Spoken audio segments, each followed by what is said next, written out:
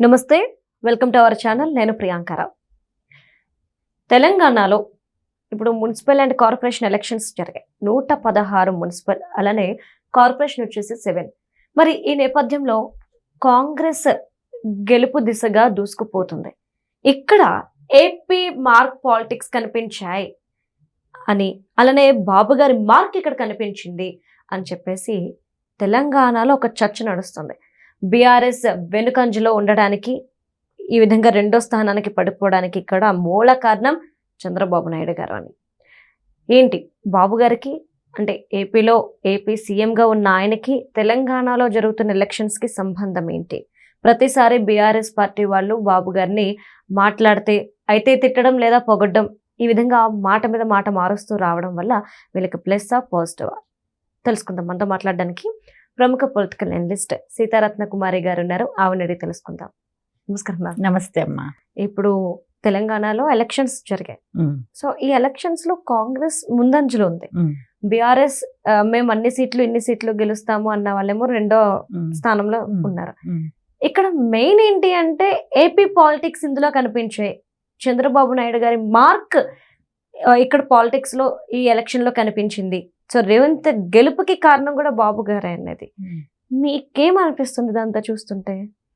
అంటే డెఫినెట్గా ఇక్కడ తెలుగుదేశం పార్టీ తెలంగాణలో యాక్టివ్గా లేకపోయినప్పటికీ కూడా తెలుగుదేశం పార్టీ ప్రభావం అయితే చాప కింద నీరులాగా ఖచ్చితంగా ఉందని చెప్పవచ్చు. ఈ పుర ఎన్నికల తోటే కాదమ్మా, అసెంబ్లీ ఎలక్షన్స్ తీసుకున్నా, ఎంపీ ఎలక్షన్స్ తీసుకున్నా, ఏ ఎలక్షన్స్ తెలంగాణలో జరుగుతున్నా కూడా ఇక్కడ ఎన్టీ రామారావు గారిది, చంద్రబాబు నాయుడు గారి ప్రభావం ఖచ్చితంగా ఉంటుందని చెప్పవచ్చు. ఎందుకంటే ప్రతి ఎలక్షన్స్ రిజల్ట్స్ని డైరెక్ట్లీ ఇండైరెక్ట్లీ తెలుగుదేశం పార్టీ ప్రభావితం చేస్తుంది అని అనడంలో ఎటువంటి అతిశయోక్తి లేదు. దీన్ని నేను ఖచ్చితంగా చెప్పగలను. ఎందుకనంటే వీళ్ళ అందరూ వచ్చింది కూడా తెలుగుదేశం పార్టీ నుంచి, ఇంక్లూడింగ్ కేసీఆర్ గారు కావచ్చు, రేవంత్ రెడ్డి గారు, most of them are from TDP party నుంచి వచ్చిన వాళ్ళే. అదొక పెద్ద యూనివర్సిటీ టీడీపీ అనేది. సో ఈ సందర్భంలో ఏంటంటే ఇక్కడ ఎన్టీ రామారావు అసలు తెలంగాణని అభివృద్ధిలోకి తీసుకొచ్చింది, తెలంగాణ ముఖ చిత్రాన్ని మార్చింది ఎన్టీ రామారావు గారని మనం చెప్పవచ్చు.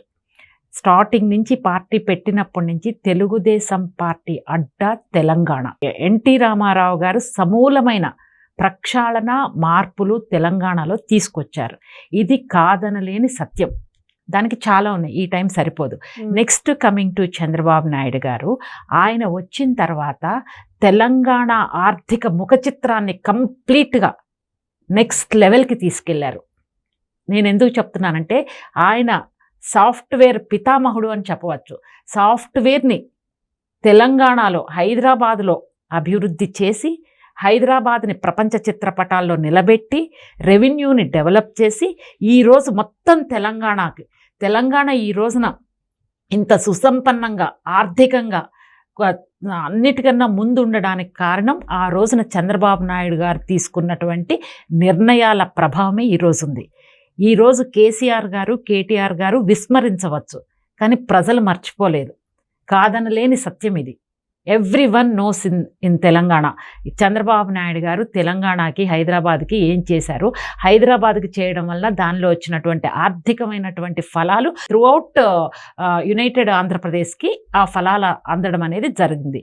దీన్ని కంప్లీట్గా కేసీఆర్ అండ్ కో వాళ్ళు ఏం చేశారంటే చంద్రబాబు నాయుడు గారి యొక్క ఇదిని తుడిచేయాలి అని చెప్పేసి చాలా హేళనగా మాట్లాడటం అనేది మొదలుపెట్టారు. కేసీఆర్ గారు చంద్రబాబు నాయుడు గారిని చాలాసార్లు విమర్శించారు. ఆ విమర్శలు కూడా చాలా హ్యూమిలియేట్ చేయడం, హేళనగా మాట్లాడటం, తీసి పాడేసినట్టు మాట్లాడటం అనేది ఆయన భాషా పదజాలం ఏ విధంగా వాడతారనేది రాష్ట్ర ప్రజలందరికీ తెలుసు. ఎంతో చులకనగా కూడా మాట్లాడారు తండ్రి కొడుకులు ఇద్దరూ కూడా. కానీ చంద్రబాబు నాయుడు గారు ఎప్పుడైనా అలా మాట్లాడటం విన్నామా? ఏ రోజునైనా కేసీఆర్ని విమర్శించారా?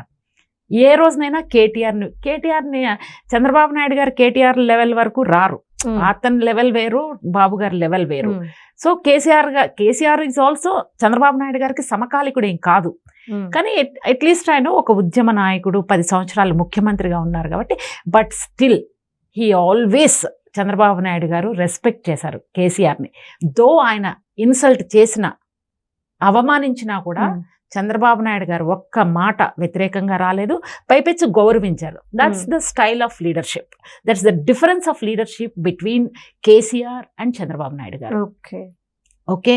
అండ్ కేటీఆర్ గారు కూడా చాలా హ్యూమిలియేట్ చేశారు, అసెంబ్లీలో చాలా తక్కువ చేసి మాట్లాడారు.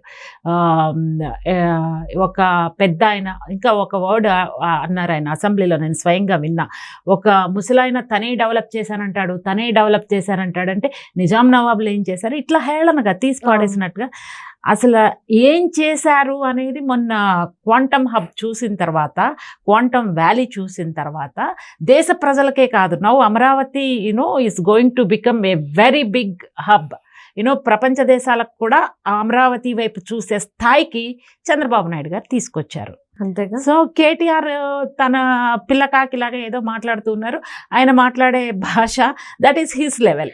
అంటే మ్యామ్ చూస్తే కేసీఆర్ గారు ఎప్పుడు ప్రెస్ మీట్ పెట్టినా చంద్రబాబు నాయుడు గారిని తిట్టకుండా ముగించేదే లేదు. కేటీఆర్ గారు మొన్నటి వరకు కూడాను తిడుతూనే ఉన్నారు, సడన్ గా పొగడ్డం స్టార్ట్ చేశారు, మళ్ళీ తిట్టడం స్టార్ట్ చేశారు. అది మీ ఫస్ట్ పాయింట్, అది ఏది మీరు ఫస్ట్ అడిగారు కదా, అది ఎందుకంటే నేను అదే చెప్తున్నా. ఇంత తెలంగాణకి ఇంత సర్వీస్ చేశారు ఎన్ రామారావు గారు కాబట్టి, చంద్రబాబు నాయుడు గారు కావచ్చు. ఓట్ బ్యాంకింగ్ స్టిల్ ఉందమ్మా.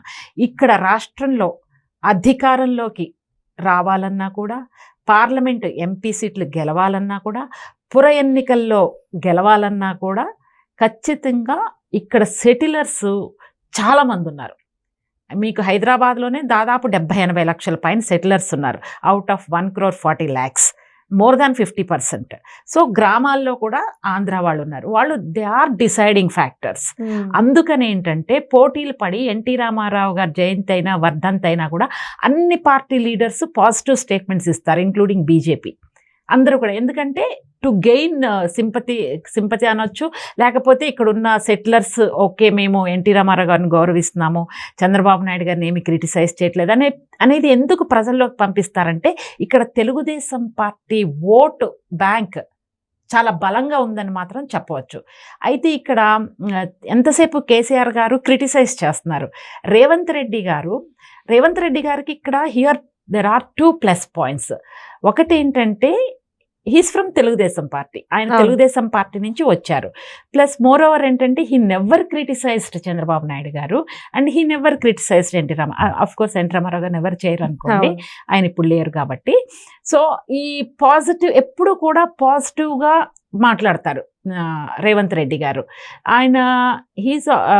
రేవంత్ రెడ్డి గారు కూడా మాట్లాడే పాలిటిక్స్ని పక్కన పెడితే, పొలిటికల్ లాంగ్వేజ్ని పక్కన పెడితే, ఒక పరిణితి చెందిన నాయకుడిలాగానే రేవంత్ రెడ్డి గారు ఈ రోజున తెలంగాణ పాలిటిక్స్లో ఉన్నారు. సో ఆయన మాట్లాడే ప్రతి మాట ఇక్కడ ఆంధ్ర వాళ్ళు కావచ్చు, సెటిలర్స్ కావచ్చు, అందరు ప్రజలు కూడా చాలా కాన్సన్ట్రేట్ చేసి వింటారు. ఈయన ఎలా మాట్లాడుతున్నారు, ఈయన ఏ విధంగా ముందుకెళ్తున్నారు, కేసీఆర్ ఎలా మాట్లాడుతున్నారు, కేటీఆర్ ఎలా మాట్లాడుతున్నారు, ఇవన్నీ కూడా ప్రజలు చాలా నిశితంగా గమనిస్తున్నారు. ప్రజలు అనుకుంటారు ఎవరి కాళ్ళు ఎవరి పనుల్లో వాళ్ళు ఉన్నారు, ఎవరు బిజీలో ఉంటే, నో, ప్రపంచం మొత్తం మనం చేతుల్లో ఉంది మొబైల్.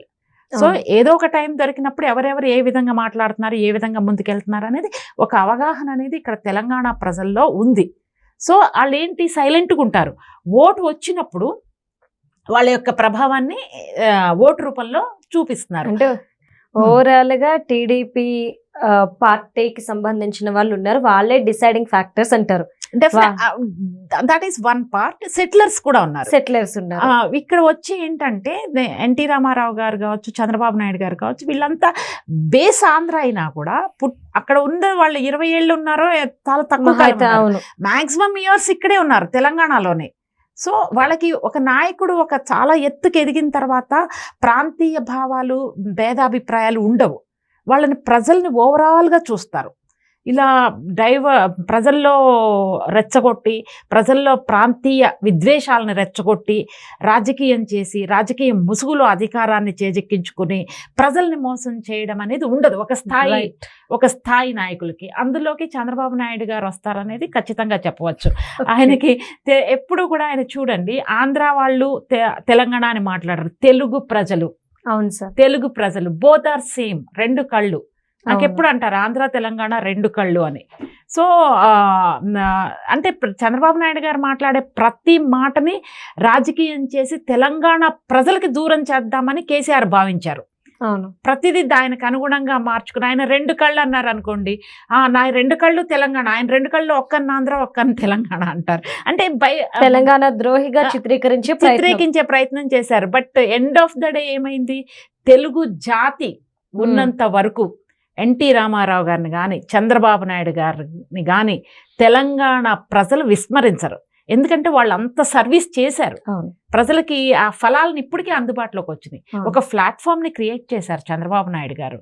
సో ఇది ఎవ్వరూ కూడా మర్చిపోలేనటువంటి అంశం. అందుకే ప్రతి ఎలక్షన్స్లో కూడా ఆంధ్ర వాళ్ళు, టీడీపీ కార్యకర్తలు కావచ్చు, టీడీపీ అభిమానులు కావచ్చు, ప్రభావం అనేది ఖచ్చితంగా చూపిస్తారు. ఈ పుర ఎన్నికల్లో కూడా ఇప్పటికీ గ్రామీణ ప్రాంతాల్లో పెద్దవాళ్ళందరికీ ఎన్టీ రామారావు గారు తెలంగాణకి ఏం చేశారనేది తెలుసమ్మా, చంద్రబాబు నాయుడు గారు ఏం చేశారనేది ఎడ్యుకేటెడ్స్ అందరికీ తెలుసు, ఇంటీరియర్ గ్రామీణ ప్రజలకు కూడా తెలుసు. సో వాళ్ళ ప్రభావం ఖచ్చితంగా ఉంటుంది, కాదనలేని సత్యం. Right. Thank you so much. Thanks అమ్మా.